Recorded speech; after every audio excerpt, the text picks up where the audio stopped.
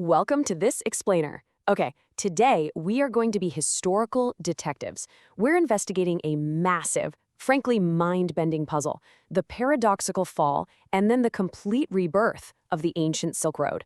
We're going to explore how dramatic ecological shifts and these vast, sweeping nomadic migrations completely rewrote the map of the ancient world. It's a story of absolute, utter destruction, but also of incredible connection.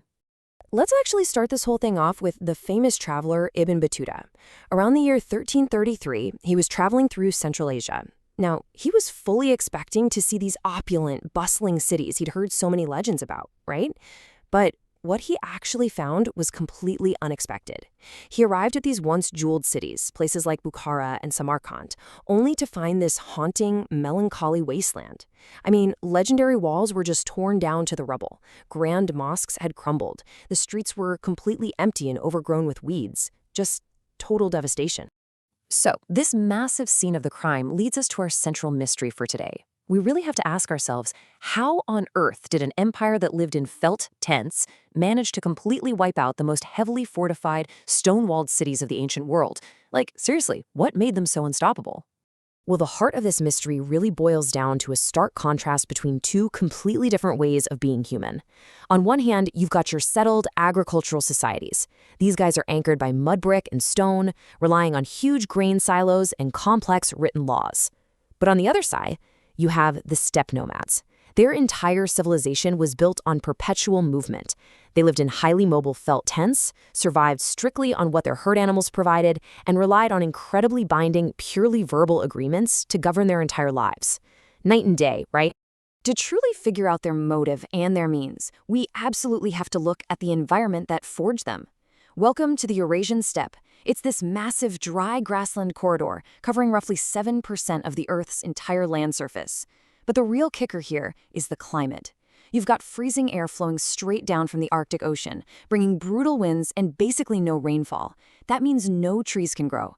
It's a harsh, unforgiving ecosystem that mandated a totally different approach to human survival.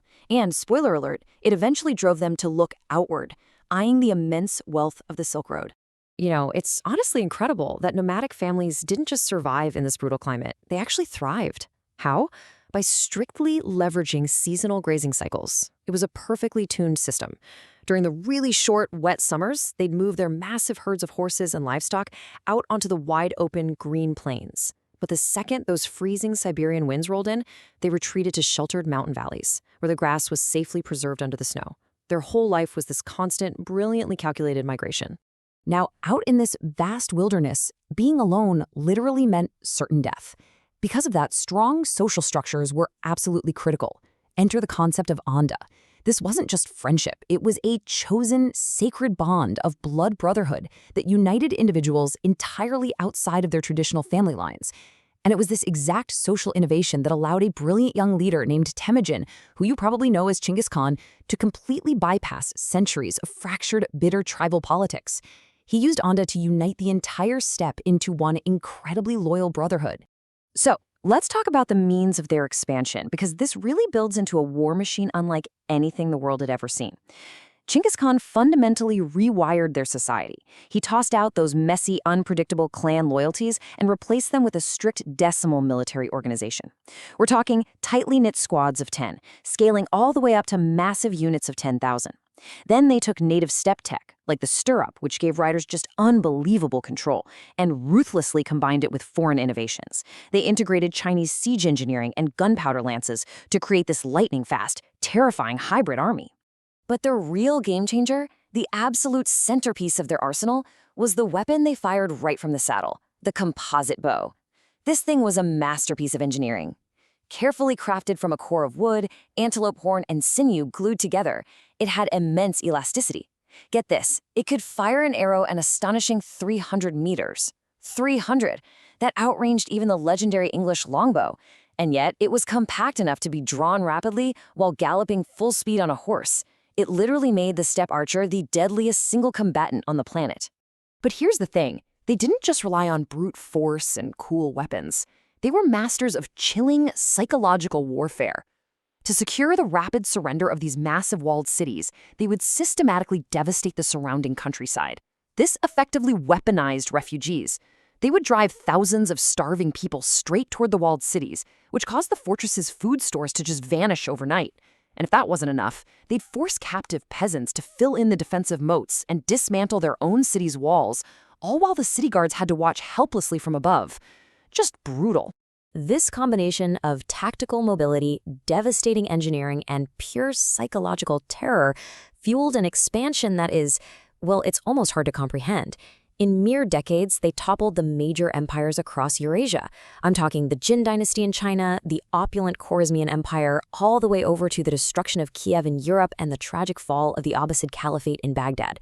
The sheer speed of their conquest was totally unprecedented in human history. Yet, out of all this immense destruction, emerged a massive paradox, the Pax Mongolica, or the Mongol Peace.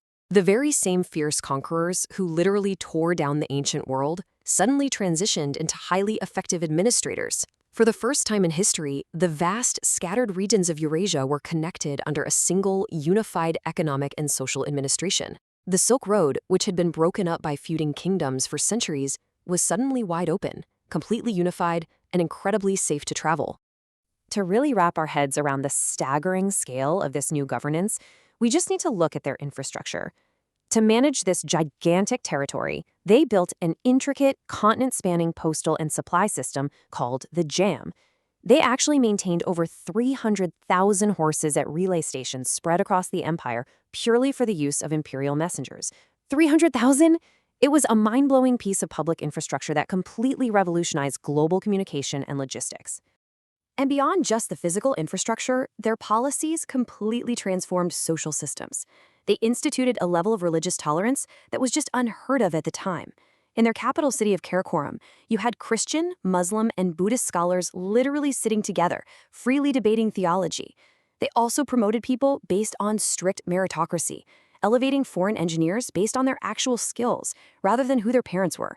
Plus, their absolute protection of trade routes meant merchants could safely transport not just silk and spices, but world-changing ideas and technologies across the globe. However, ecology and biology eventually caught up with them. This intense, unprecedented level of global connectivity ultimately brought profound loss.